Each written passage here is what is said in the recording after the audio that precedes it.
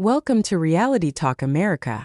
So, if you never heard of Mazie Hirono before, she is a United States Senator known for direct questioning during congressional hearings, especially involving government accountability and law enforcement oversight. Critics say avoiding direct answers during public oversight hearings can create more questions than answers. Questions surrounding staffing decisions, transparency, and internal accountability have become major issues in recent political debates. Critics argue that when officials decline to provide clear information during oversight hearings, it can fuel concerns about transparency and public trust. And in this clip, they finally get their comeuppance when tough questioning puts pressure directly on leadership and viewers are left watching whether clear answers finally emerge. As usual, let's watch the clip in full. I'm going to give you guys my thoughts towards the end. So, just like the rest of the federal government, there have been significant personnel changes at the FBI since President Trump took office. I want to better understand the scope of the turnover and the changes occurring at the FBI. Since January 2025, how many FBI employees have retired, resigned, been fired, or otherwise separated from employment? I need a number. We'll get you a number. What is the number? You don't have it? Not off the top of my head, and I want to get you the right number. Would it surprise you to know that it's probably in the thousands, like 5,000? I don't think that number's Well, accurate. you don't know. Next question. How many special agents or analysts have left or been fired from the FBI since January 20th, 2025? Say, we will get you the numbers, and anyone that retires is of their own volition, and anyone that is terminated at the FBI, as I've said before, is done so because they have failed to meet the standards and uphold their loyalty and oath to the Constitution. Yeah, so you say. Next question. How many executive assistant directors, or special agents in charge have left or been fired from the FBI since January 20th, 2025? Again, people leaving on their own accord or terminations were done by the standards set at the FBI that have been carried out With this question, I'm consistently. getting to the leadership of the FBI, and you don't have that answer. Next question. Which field office, division, or directorate has lost the most personnel since January 2025? And do you have the answer to that question? Yeah, actually, every single field office in the country, including Hawaii, has received a plus-up of FBI agents because we're pushing them out to the field. Okay, so you're telling me that no field office, division, or directorate has lost any personnel since January 20th, 2025. That's your answer? In Hawaii, there's been a plus-up. In every single state that I'm looking at, we have allocated a plus-up for field offices across the country so that the FBI can continuing the historic achievements it's done in these last 7 months. When you're talking about firings, you're looking for a media hit and a fundraising clip, and I'm not going to give it to you. It doesn't matter under what basis they left. I just want to know how many have left. And I think your testimony is nobody has left. Next question. Nope, that's not my testimony. You asked it one time. I answered it one time. You didn't get the answer you wanted for your clip. Next So you keep question. asking it, and I told you I'd get you the numbers, but you can keep asking it. Which field office, division, or directorate has gained the most personnel since January 2025? You noted that there have been plus-ups, so which offices have received these plus-ups? The greatest allocation that I believe was given to California and then Florida.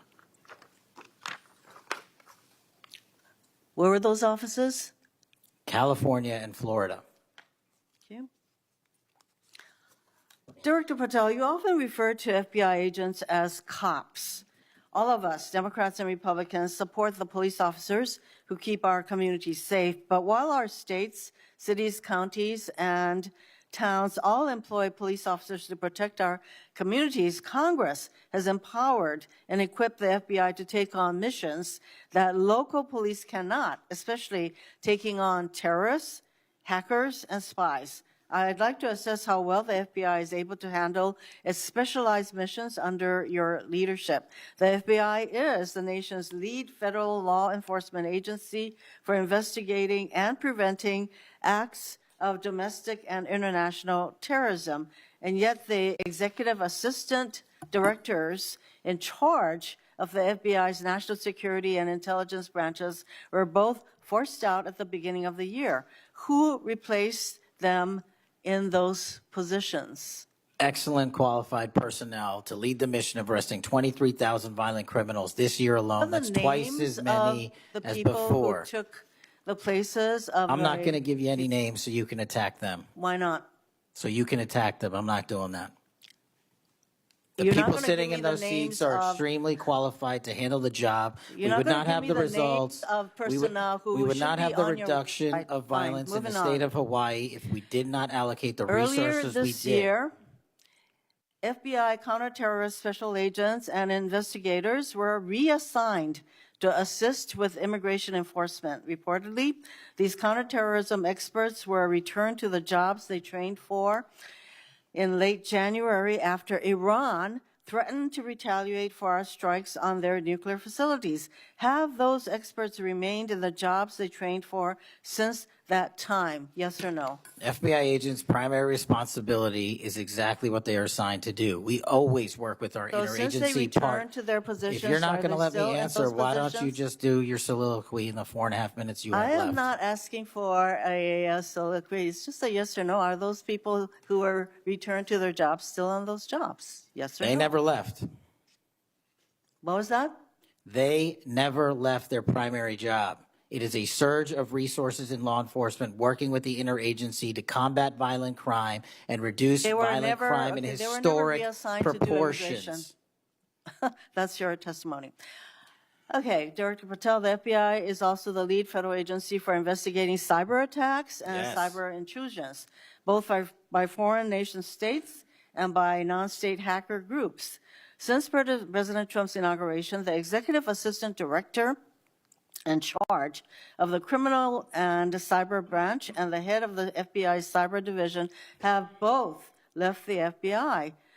What are the names of the people who replace them in those positions? The cyber branch is one of the most impressive at the FBI. 409 arrests this year, 169 convictions. That's a 42% increase from the same time last year. It's that So branch, any Mr. suggestion that Patel. the FBI cyber division is not operating at full capacity and better than ever before, the leadership at the branch is implementing these changes necessary to attack the cyber and ransomware infrastructure operators You know for Iran, why China, they're and Russia. important? I want to know who has those positions, since the people who originally were there. Supremely are no longer qualified there. individuals have those positions. are they? Supremely qualified Who individuals. are they? What are the names? You're not getting You don't them. know. Special agents who investigate cyber. Welcome to Reality Talk America. Today we are talking about a congressional hearing moment that is drawing attention because it touches on something that always creates major public debate: transparency, accountability, and whether government agencies are being fully open with lawmakers and the American public. The exchange centers around Senator Mazie Hirono questioning FBI Director Kash Patel during an oversight hearing, focused on leadership decisions, staffing changes, and management inside the Federal Bureau of Investigation. The key moment happened when Hirono asked a direct question: how many FBI employees had retired, resigned, been fired, or otherwise left the Bureau since the beginning of the administration transition period? A straightforward question. A direct question. And what made the exchange stand out was not simply the question itself. It was the answer. Or more accurately, the lack of one. Patel said he did not have the exact number available, and stated that his office would provide the information later, because he wanted to give the correct figure rather than an estimate. Rev. That response immediately changed the tone of the hearing. Because oversight hearings are built around a simple principle. Lawmakers ask questions. Agency leaders provide answers. And when clear answers do not immediately arrive, public attention often grows even bigger. Hirono continued pressing the issue, asking whether thousands of employees may have left the Bureau. Patel pushed back against estimates presented during the hearing but again did not provide a specific figure in the moment. Rev. Now politically this becomes important for a larger reason. Personnel numbers are not simply statistics. They can reflect broader concerns about agency stability, institutional morale, and leadership direction. The FBI is one of the most powerful law enforcement organizations in the country. Public confidence in that institution matters. Congressional oversight exists specifically because lawmakers are expected to challenge leadership when major operational questions emerge. And leadership is expected to explain decisions clearly. Supporters of Patel argue leadership changes happen inside major organizations all the time. They point toward restructuring efforts, management reforms, and performance standards. Patel himself has argued publicly that employees terminated under his leadership failed to meet agency standards or obligations connected to their duties. Critics see something different. They argue staffing changes deserve maximum transparency, especially inside institutions responsible for national security and federal law enforcement. Questions about employee departures, terminations, and internal management have become increasingly controversial during recent oversight discussions surrounding FBI leadership.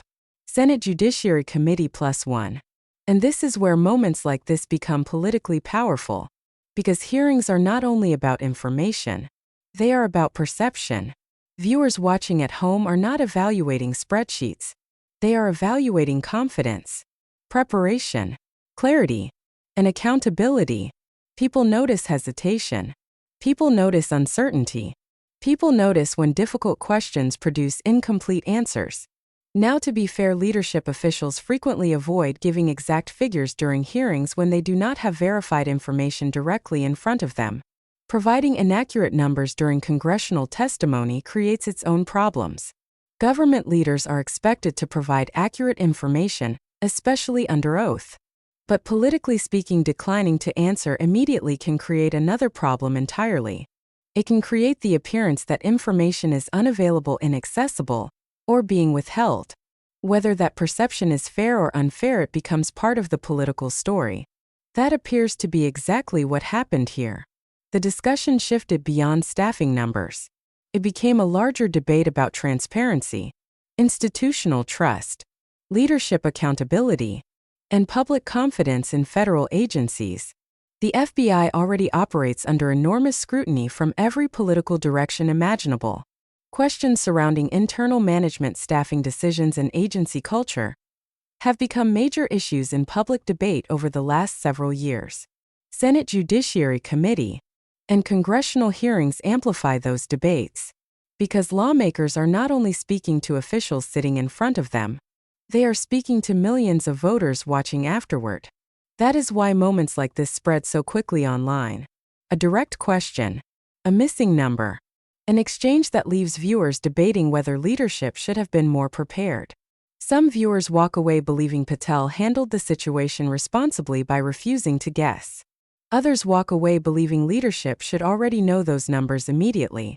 And that split reaction is exactly why moments like this keep becoming headline political stories. Because information matters. Accountability matters.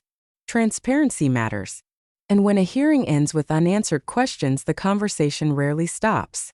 Usually that is exactly when it starts growing louder. Rev +1.